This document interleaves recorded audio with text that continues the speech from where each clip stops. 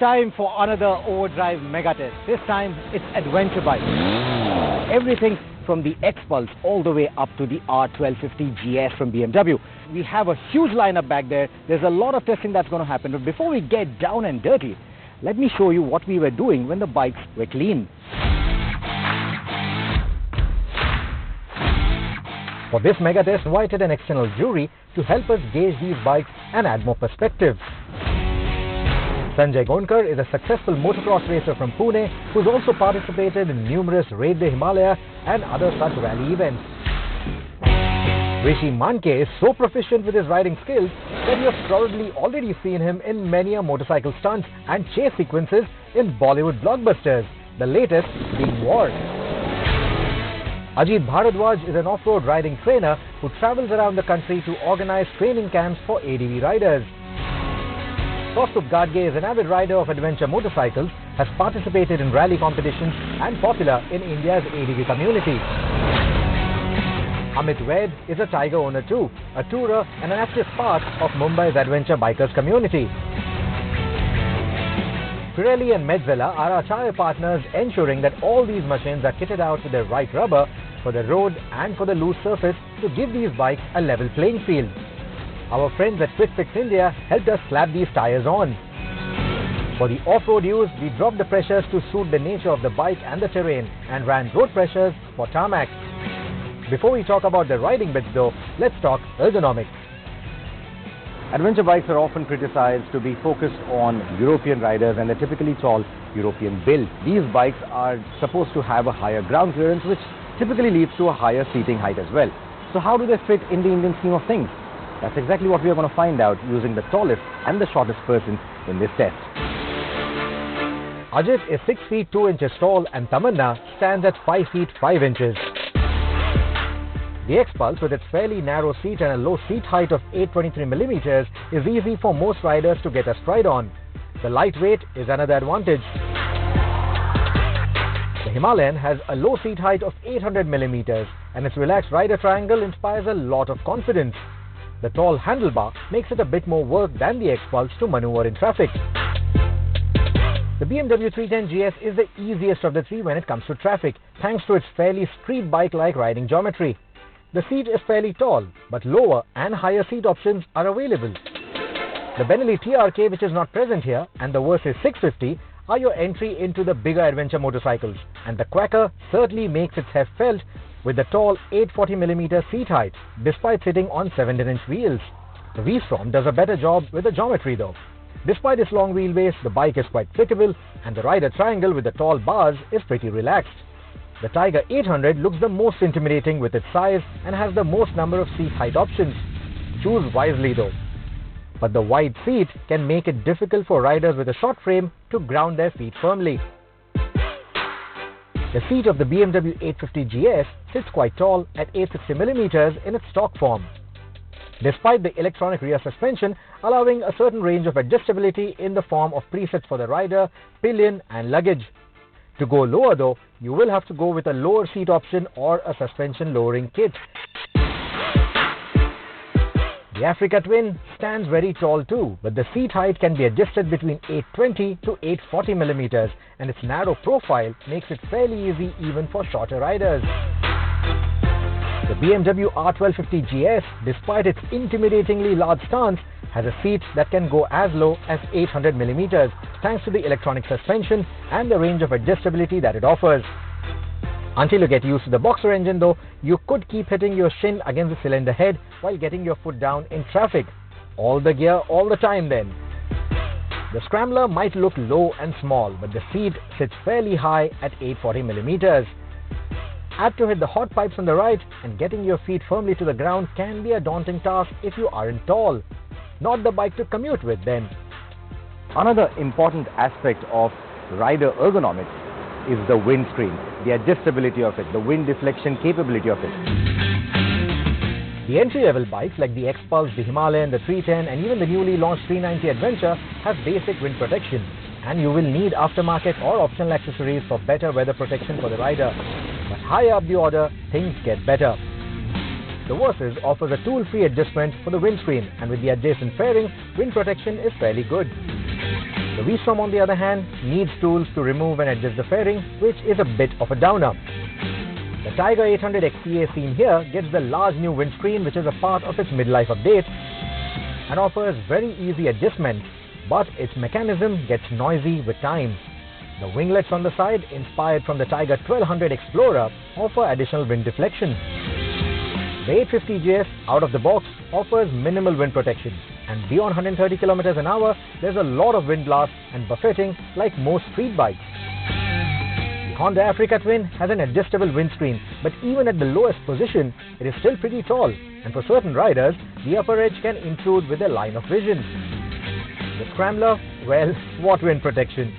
It has optional accessories, but the fly screen won't help much. The BMW R1250 GS is the benchmark for wind protection too. The windscreen, the shrouds on its either sides, and the shape of the bodywork cut perfectly through the air and ensure that the helmet has the right airflow without any buffeting.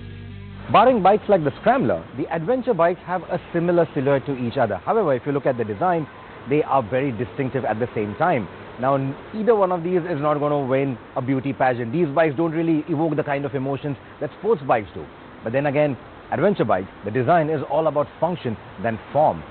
The GS not only started the adventure bike genre, but it has been the benchmark in terms of this functional design for other bikes to follow. This has literally led to this complete change in what we look at in motorcycles of this kind.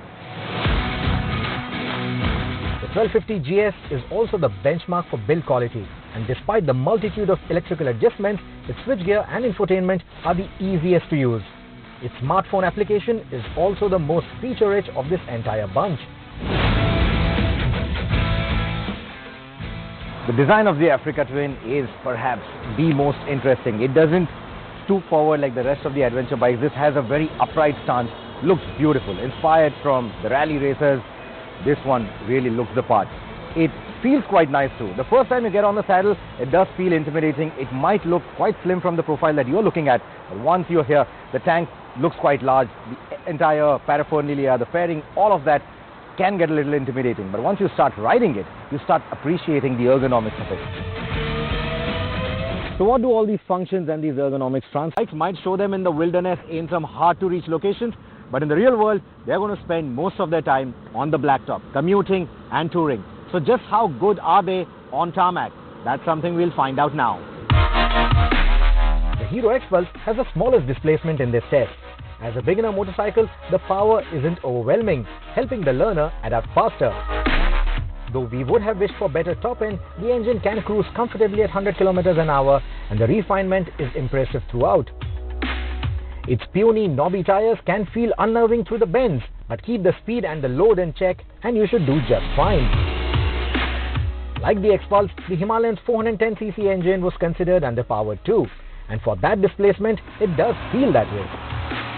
But as far as the road manners go, this engine has a fairly strong mid-range pull to potter around town or to tour the highways with a pillion and luggage. The BMW 310 GS has a buzzy motor too, and the harshness of the single-cylinder motor amplifies significantly at the top end. But the engine has a strong pull throughout the rev range and leaves little room for complaint as far as the power and the torque deliveries are concerned. Amongst the three starter motorcycles, this one has the most comfortable saddle and the most confidence-inspiring riding dynamics.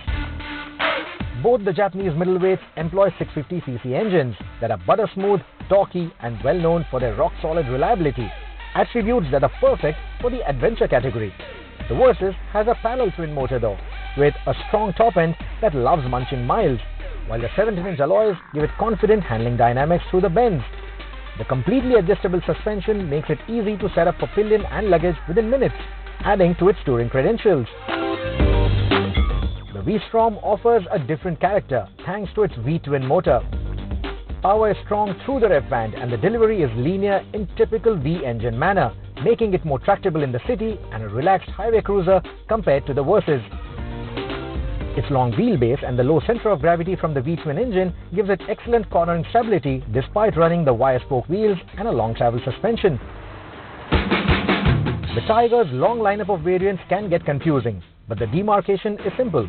The XRs are for the tarmac, while the XCs are ready to take on the trickier terrain. The XRs have excellent cornering manners and high-speed stability and capability. showcasing the bike's street triple roots. The XC range, with its 21-inch front, doesn't feel as sharp through corners, but it is surprisingly easy to ride fast. Even with luggage, a pillion and the peripherals, the Tiger remains stable at speed. The BMW 850 has a superb engine, and that can give the Tiger's triple a run for its money. Opting for the electrically adjustable rear suspension allows you to fine-tune preload for the pillion and luggage at the switch of a button. But the non-adjustable front forks can be a party pooper while touring on poor roads, as the front and the rear sometimes speak different languages. On the topic of touring, a slightly softer seat cushioning would have been a welcome change. The two things that you instantly notice when you start riding the Africa Twin are the refinement and the convenience, which manage to attract newcomers as well as old-timers wanting to get back onto the saddle. The narrow and the stiff seat isn't the most comforting for long-distance travel, and the automatic transmission makes the Africa Twin relatively thirstier than its class rivals. The BMW 1250 is undoubtedly one of the most sought-after touring machines around the world, and it isn't hard to see why. The moment you get going, the bike will mask its huge demeanor under its unrivaled weight balance. The GS is easy to ride slow in the city and extremely charming at triple-digit speeds on the highway. The quick shifter and the slew of electronic aids is the icing on the cake for this bike. The Triumph Scrambler is a hoot to ride on tarmac too.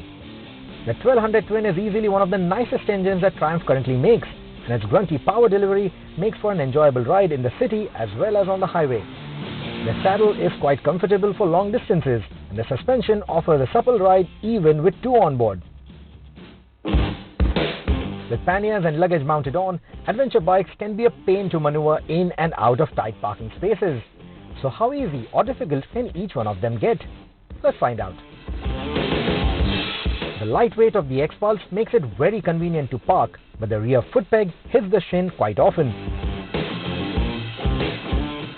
The tall handlebar and the flat grab rail make it easy to walk the Himalayan into a parking spot. The leg guard can sometimes come in the way though. Despite its tall height, the lightweight and the large grab rails of the 310 make it super easy to park. The kickstand is a bit hard to reach though. While the grab handle of the Versys is quite easy to reach and hold, the tall handlebar makes for an awkward grip while walking the bike, making it a tad bit difficult for shorter riders. For the V-Strom, the enormous length of the bike, its front-heavy bias and the tall handlebar amplifies this problem further for riders with a short frame. The foot pegs stick out quite a bit too, messing with your strides.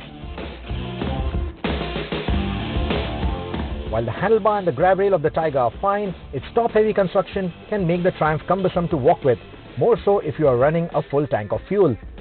Length is another issue for shorter riders. The weight is an issue for the 852, and the inset grab handle makes it difficult to get a comfortable grip on while backing up the motorcycle. With no clutch to use as a brake, you often find yourself battling momentum when walking the Africa Twin. The solution? Simply find a parking spot that you can ride into. The weight of the BMW GS 1250 is felt the moment you take the bike off its side stand. The Boxer engine can mess with your long strides too, so you have to be slow and steady with this brute. Despite its small size, the Scrambler can feel heavy while walking it into a parking spot, but it's easy to get a grip on its bars front and rear.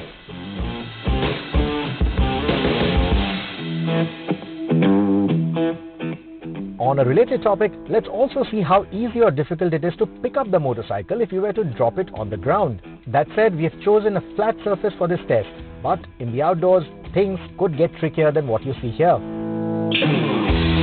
Beginning with the X-Pulse again, the grab rails are difficult to reach, but the lightweight of the motorcycle compensates and picking it up becomes a relatively easy affair.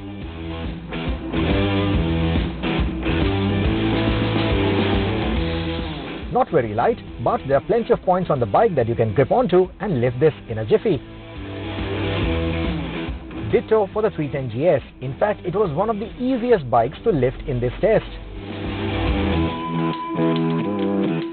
While the Versys 650's handlebar and grab rails are easy to reach, it's only at the top end of the pickup maneuver that the tall height can mess with shorter riders.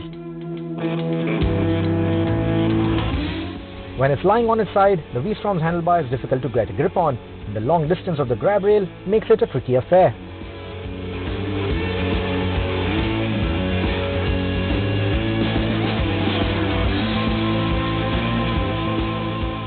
The Tiger, like the V-Strom, could need you to call for help. Its weight becomes evident when it tips over, and if the surface is difficult to get a grip on, the Tiger can become quite a handful for one person to pick up. The GS850 is relatively easier to pick up, as the handlebar is more accessible. The Africa Twin, on the other hand, is quite a handful though. Despite the accessible gripping points, the tall height makes it difficult to stand up with, more so if you have a short frame. The Scrambler 1200 is one of the most difficult of the lot, though its design may make you feel otherwise. The hot pipes, the weight, the absence of enough gripping points makes it a tricky affair to pick up this modern retro.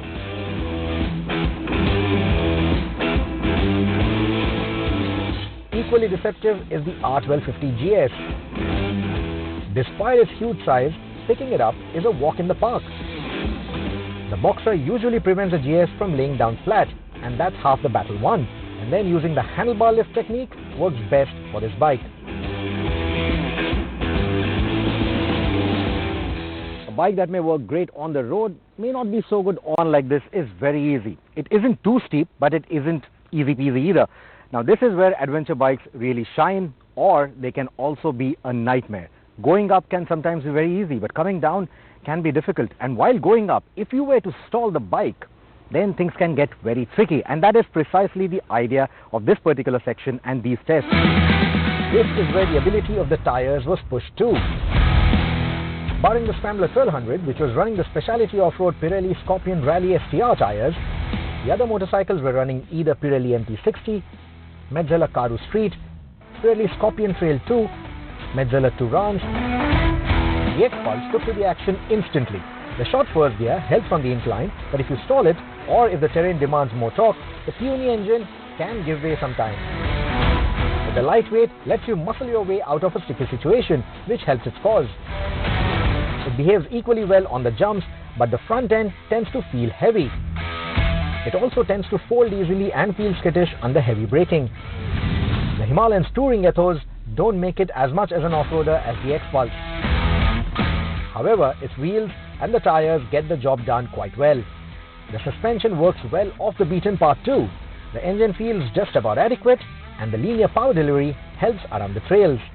The Himalayan, being a long bike, it's a little difficult to maneuver on tighter courses. But then it adds to favor because you don't have to correct the course, it's just tracking straight most of the time. And the power being little less, if you end up stalling on the slope, it will help you easily start off. The BMW 310 GS doesn't get wire spoke wheels, which challenges its durability off the road. But the other elements complement the off-road intent. It's not too powerful. It's meant to go on a basic off-road, not too technical. So this particular course, when I went up, I stalled. I tried switching the ABS off. Initially the ABS was off. So beach mein jaake, when I switched off the ignition, the ABS went off. So I had to switch off the ABS back again, and then again I have to restart it.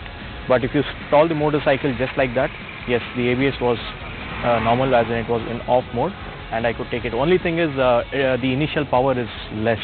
It slides a lot. It goes left, right, and maybe a good tire would help. The Versys is great on tarmac, but off the road, it feels left out in this gathering. The small wheels don't complement the adventure intent, and the front tends to wash out far too soon. With its relatively spongy braking and the lack of any electronic aids, the Versys becomes quite challenging on the loose surface. Very much a soft roader then. The V-Strom, which was neck to neck with the Versys on most attributes until now, immediately shows its upper hand on the dirt. Talking about the V-Strom, the bike is completely made for the road tires and the bike loaded with the road tires. So I was expecting bike will get stalled and get started spinning there only. But somehow I got surprised that bike started initially and I finished my climb also. And it was in the same mode which I started like a TC off. So when bike got stalled, it didn't went on the normal TC3 or TC1 or TC2. Despite its massive size, a good low-end shove from the engine and the low center of gravity helps the V-Strom do most of the stuff with ease. And though it wasn't as easy to hoon and jump around on, it managed to keep up with the bigger ADVs of this test. Which brings us to the Tiger 800. So Triumph Tiger, the XEA model which I rode, initially I switched to Off-Road Pro mode. So just want to check if the Off-Road Pro mode works, how does it work over uphill. Yeah, it behaved well, but the problem is the top is heavy and the bike which I rode had a handlebar raiser. Uphill it's fair enough, so since I'm tall, it's compensating. The problem is, again, the initial torque is very low. So overall, it's a 50-50 thing. So coming back down, again, the handlebar raisers was not very compensative.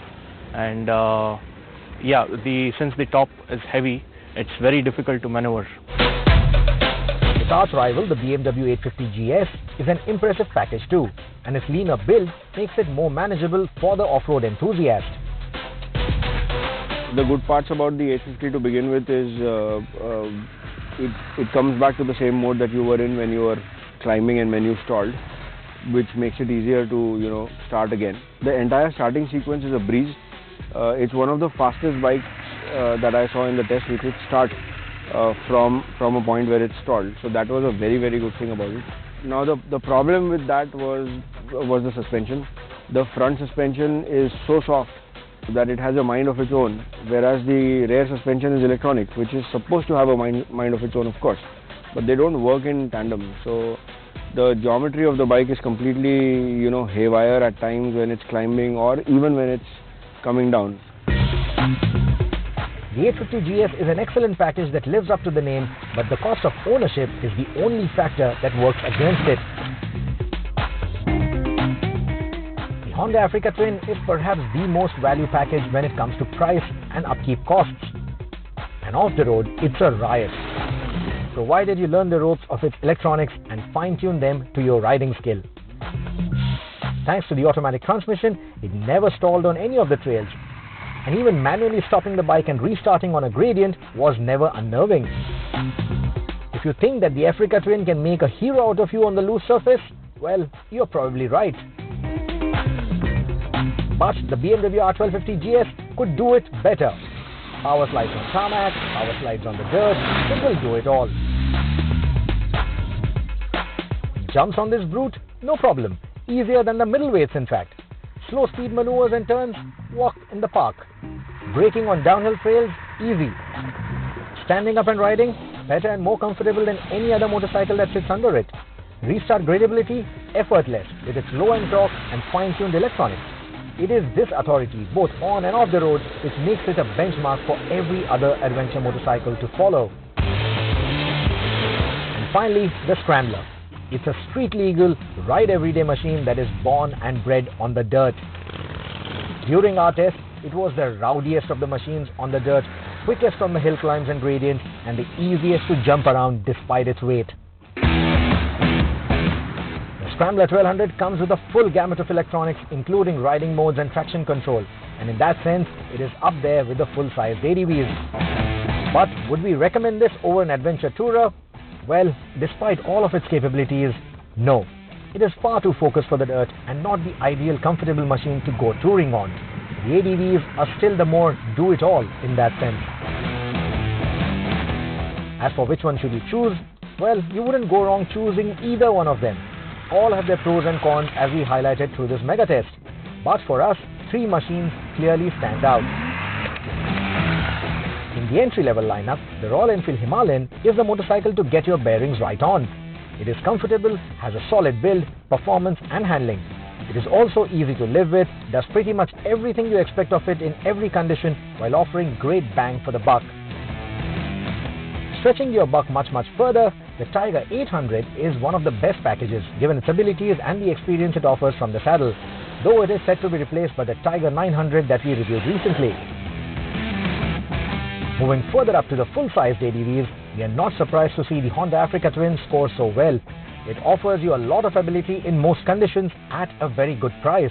and it is a Honda, so top-notch quality and reliability are a given. However, we are all waiting for the manual one to make its debut in India, which happens very soon. And until then, the Africa Twin leaves us wanting a bit more. But if you want the best adventure tourer there is, it has to be the BMW R1250 GS. The engineering is mind-blowing, the equipment list is virtually endless, and so are the motorcycle's abilities. What we found most endearing is that it is rewarding to the skilled as much as it is forgiving to the first-timer. It has a knack of making you comfortable on the seat or perched on the foot pegs, no matter how hard you ring the throttle and where. It's a hoot to ride both on and off the road. The BMW R1250 GS, unsurprisingly then, is the ultimate ADV money can buy anywhere in the world. Well, that concludes the ADV Mega Test by Overdrive. I hope that we've covered all the topics that you wanted to know about with respect to these ADV bikes, and I hope that it helps you make an informed buying decision.